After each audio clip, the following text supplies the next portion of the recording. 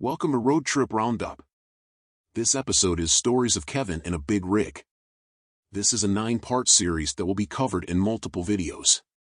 Make sure to check the channel for a playlist that includes the entire series, and please like and subscribe so we can continue to make more videos every day. Without further ado, Part 8 of Kevin in a Big Rig, written by Strong Bad Jr., called Kevin in a Big Rig Part 8, Break Check. Hello once again, everyone, and thank you all for tuning into another episode of Kevin in a Big Rig. I know many of you are wearing out the edges of your seats and the refresh buttons of both Reddit and YouTube waiting for this installment, and I'm bringing these stories to you as quickly as my schedule will allow while maintaining the quality you deserve. And for those of you who have a love/hate relationship with the cliffhangers, I refer you to a quote by the late Bobby Womack: "Leave them wanting more, and they'll always call you back." It worked for him and it worked for Scheherazade. And now, you can call off the angry mobs and reseal the pit of eternal Kevins. I present to you Kevin in a Big Rig Part 8, Break Check. Backstory: this story takes place immediately after the events in Part 7, Flashpoint. After making me dodge a bullet from safety after first Kevin's petty little phone call, he decided to continue along Interstate 90 eastbound through Montana. The winter storm that had forced us to shut down had slowed and moved south during the night, leaving us running along its northern edge. We hadn't seen the last of it. After sending the email that I hoped would seal first Kevin's fate, I tried to get some sleep. It wasn't easy, going over the possible scenarios and contingencies to which launching such an unexpected attack would lead. I didn't expect a quick resolution or that I would be taken seriously at first. That was fine. If I, a lowly truck driver, wasn't enough to get a trucking company to stick to their safety-first policy, then I had some bigger guns to play with. I need only to bide my time, give them a fair chance, but give no quarter should they try to hide from their responsibility. If management had any sense, they would play ball and get this moron off the highway. I woke up again around mid-afternoon. First Kevin was still driving, but, knowing he would be out of time soon, I decided to get up and see what new mess first Kevin had gotten us into. I pull on my boots and, expecting nothing, I check my phone. To my mild surprise, there's an unread email from my fleet manager. "Okay," it read, "we'll forward this to safety." "Thanks." "Aha," I say to myself. "Passing the buck and covering your ass. Smart move. At least one person did the right thing, let's see if the rest follow suit." I close the email and head up front. To my relief, first Kevin was on course and with enough fuel to get to the next fuel stop. I say nothing to him, he says nothing to me. Awkward? I was born awkward. Bring it on, Skippy. I take the truck computer, scrolling through the messages to see if anyone from the company had sent anything related to email bombs I had dropped on half the company. Again, nothing. They were either ignoring me outright, which would be very bad for them in the long run, or I had unleashed a demon from the safety department who demanded a blood price for everyone letting first Kevin go that long. In any case, there wasn't much I could do until safety made their move or decided not to move. I set the computer down, lit a cigarette, and took out my phone again. I forwarded the nuclear email to my then-girlfriend, telling her that, if anything happened to me, she was to get this to a lawyer, press charges for negligence, gross misconduct, whatever, and sue this company into bankruptcy. I also BCC'd her to all future emails so she would have them, as well. Dramatic? Maybe, but I wasn't going to let this get swept under the rug. Next, I checked the weather and see the storm had moved to the south. Although the weather was clearing, the temperature hovered barely above freezing during the day and dropping quickly at night. With the ice and snow from previous storms, this presented a dangerous situation. Ice would thaw during the day, allowing safe travel, but would refreeze into black ice after sunset, making driving unsafe. Icy roads meant more slowdowns and shutdowns from safety, making this trip even more torturous, nerve-wracking, and tempting to smother first Kevin in his sleep, bury him in a shallow grave and claim he simply wandered off. Tempting, but after the email I had sent, it would look a little too suspicious. I watched Law and Order. First Kevin drove for about another hour before the computer alarm signals that his drive time is running low. Lucky for him, our next fuel stop is only a few miles away. We get to the truck stop and first Kevin, claiming his poor leg is hurting him, leaves me to handle the refueling while he goes inside. I top off the tanks, give the truck a quick once-over and go inside myself for supplies to get me through a hard night of driving. As it turned out, that hard night only lasted about 3 hours as the frozen roads forced another shutdown, just as I predicted. This went on for about 2 more days, slow going due to safety-mandated slowdowns during the day and shutdowns coming at night when the roads froze over again. I barely said a word to him, but first Kevin, thinking that he had subjugated me with his little anonymous phone call, regaled me with his tired, old stories. Car wrecks, jailbird nephew, 21-day coma, how he was going to cut the engine brakes out of the truck. I began to sympathize with Bill Murray's character in Groundhog Day. Every day was simply a repeat of the last. Adding to the frustration was the lack of response to my email to safety. I was getting the feeling that they were actively ignoring me, but I stayed true to my word, sending them daily updates on first Kevin's actions. Most of the updates were simply repeats of previous issues, but one would think that if a peon was willing to take the time to do their job, they would at least send a thank you. By the end of the second day, I start planning to go even higher, wondering how I would go about sending a certified mail to the company's CEO. Around early afternoon of the third day, we made it down the eastern slope of the Rockies through Bozeman, Montana. The roads were clear and dry and nothing from safety telling us to stop. I was driving at the time and couldn't help but feel relieved. Montana is a beautiful state, but in that instance, it was Hades. In my mind, I imagined William Shatner saying, "Warp speed, Mr. Sulu," and gun the accelerator down the interstate, headed for Wyoming. I managed to get us as far as the port of entry in Sheridan, Wyoming before running out of drive time late that evening. I go inside, check in with the Wyoming DOT and get a weather update. WYDOT POE staff are awesome people. They tell me that the roads are clear between there and South Dakota. The first good news in a while. I show them the paperwork they ask for, stop by the restroom, and head back to the truck. In the dark parking area, I see the hood of the cab rolled open and first Kevin shining a flashlight underneath. Odd, but I think he's just checking the oil or looking for fluid leaks. It's a bit of a walk to the truck from the office. The POE has a large parking lot and most of the closer spaces are taken up by other trucks staying for the night. I expected first Kevin to be done in a few seconds, but by the time I get to the truck, he was still underneath the cab. I can see a pair of pliers in his hand and suddenly become concerned. There was nothing wrong with the truck and no reason he needed any kind of tool, not that he should be trusted with one in any case. "What the hell are you doing?" I ask. First Kevin, not having heard me approach, nearly jumped out of his skin. "Oh, I was looking at something." "What?" I ask in my not messing around tone. "I saw online how you can disable the Jake brakes." "I was gonna try it," he replied. I wasn't mad, I was just absolutely fed up with this. "Get in the goddamn truck, you dumbass. And if you try that shit again, I'll make sure safety and maintenance get the video." He starts sulking but closes the hood. I climb inside and send another email update including how he just tried to disable an integrated safety system on the truck. This is a major no-no, equal to cutting the brake lines on a car. For a split second, I was tempted to let him hang himself with that stunt, but decided not to because, given his track record, the truck would likely explode with me in it. First Kevin finally pulls out of the POE and gets us going again. I settle in the bunk because I really didn't want to talk to him anymore. It takes a while to get to sleep, partly due to first Kevin's poor driving and partly because my brain is busy planning out strategies for my inevitable battle with first Kevin and safety. First Kevin drove through the night, managing to get through Wyoming and South Dakota just shy of the Minnesota border. I wake up late the next morning and check my email, nothing. Keep digging yourselves in a deeper hole, I think while getting ready. I was beginning to think they weren't taking me seriously. Then, when he hears me stirring behind him, first Kevin yells back, "Dispatch wants us to head back to the main terminal when we deliver." "Oh," I say, legitimately surprised. "Did they say why?" "No," first Kevin replied before impatiently getting out of the truck. And so it begins, I think to myself. After Chicago, 2 of us will drive back to the terminal, but only one of us will leave. I was determined that no matter what, I would not continue with this fool after this battle with management was over. I had been tossed around, frozen, chewed out by customers and management, deprived of sleep, and driven to the point of insanity over the past 3 months, and I was not going to put up with it any longer. If they tried to pull that "you two need to get along" crap, I would forward everything I had on them to OSHA, DOT, and any government agency I could think of.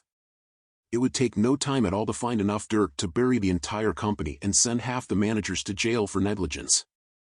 I would convince my friends and family to buy stock in competitors first, of course. Fire me, and I wouldn't stop until I owned every truck in the fleet to soothe my mental and emotional distress. As for First Kevin, they would have to dig up half the shoulders on Interstate 80 to find his shallow grave. That is if I felt gracious enough to dig one instead of making him dinner for a pack of coyotes. I had nothing to lose at this point, and I was ready for a fight. I settled into the driver's seat and set up my GPS. It was then that I noticed something odd. On the steering wheel, there are 2 sets of controls. The left side had the cruise control and the right was the activation button for the engine brakes. These buttons were the recessed type with a protective rubber blister and backlit with an LED so it can be seen in low light. The engine brake switch was damaged, not worn or dirty but cut away. I look closely and I can clearly see what I had been afraid of, the telltale cuts from a knife blade. It wasn't some accidental snag or wearing away from use, there were clear, distinct lines marking where the rubber blister had been cut away.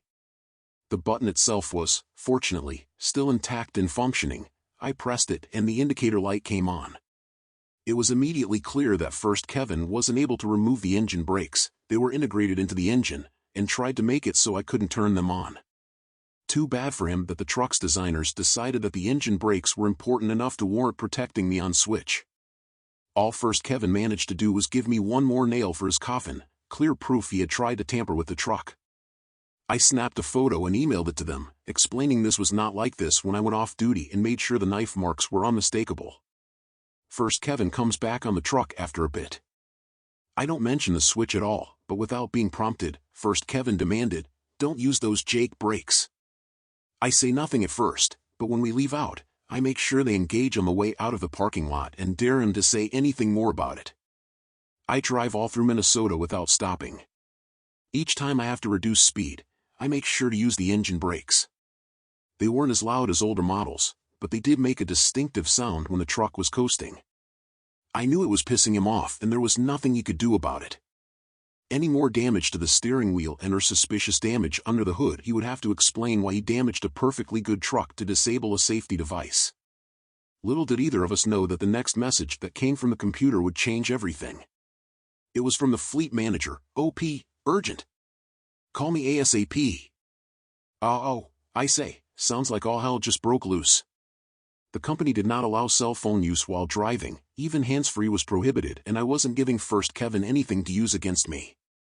I decide to wait until the next fuel stop to make the call. I get to the truck stop, refuel, and go inside the store to place the call while taking the legally mandated 30-minute break. "Hey, FM, this is OP, driver ID 9876, I say. "Oh, yeah," she replied, seeming very hesitant. "OP, what the hell is going on?" There's no point in playing dumb at this point. You can't launch the professional email equivalent of a nuclear warhead and play innocent. "You got my emails?"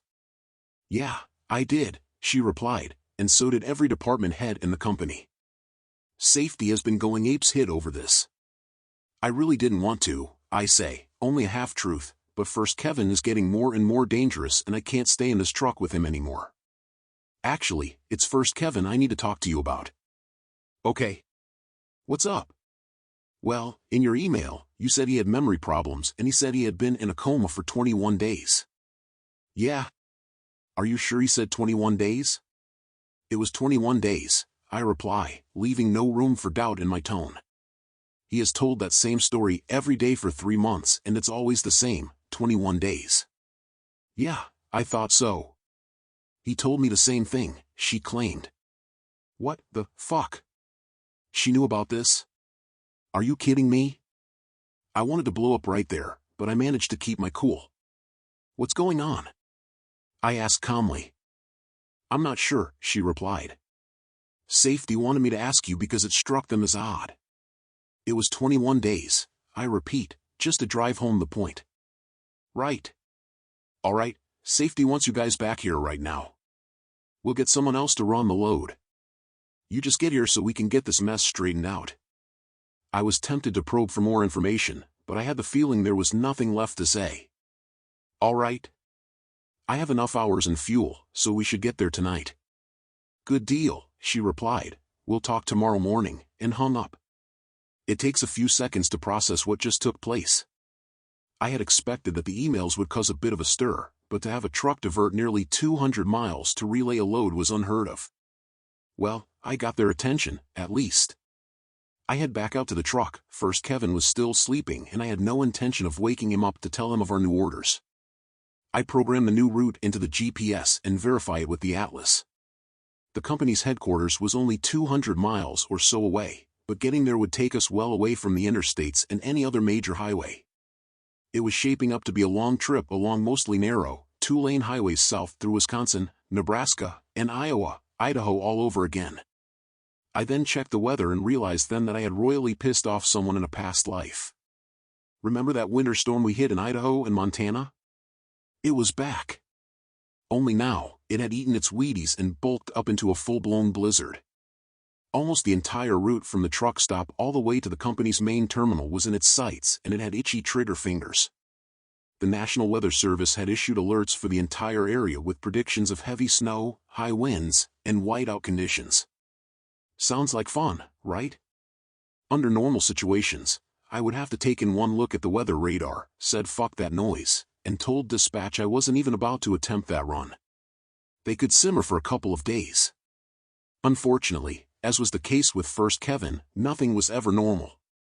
I had to factor his stupidity into every decision I made, and this one was a very big issue.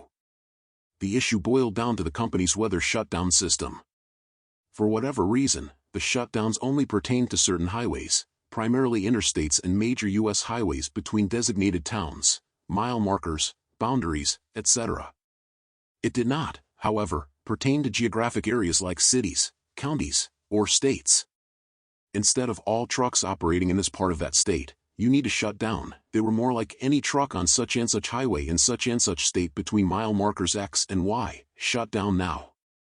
The problem with this company's system, it didn't issue shutdowns for secondary routes like two-lane highways. In bad weather, the decision to shut down was a judgment call on the part of the driver, and the decision was never questioned or punished. Federal regulations made it very clear that the driver made the final decision as to when and if the trip would continue. I understood that, but First Kevin, on the other hand. And as for First Kevin's precious company route? There wasn't one. The company-assigned routes were only generated for trucks under a load assignment. Being diverted like this meant we had to figure it out ourselves.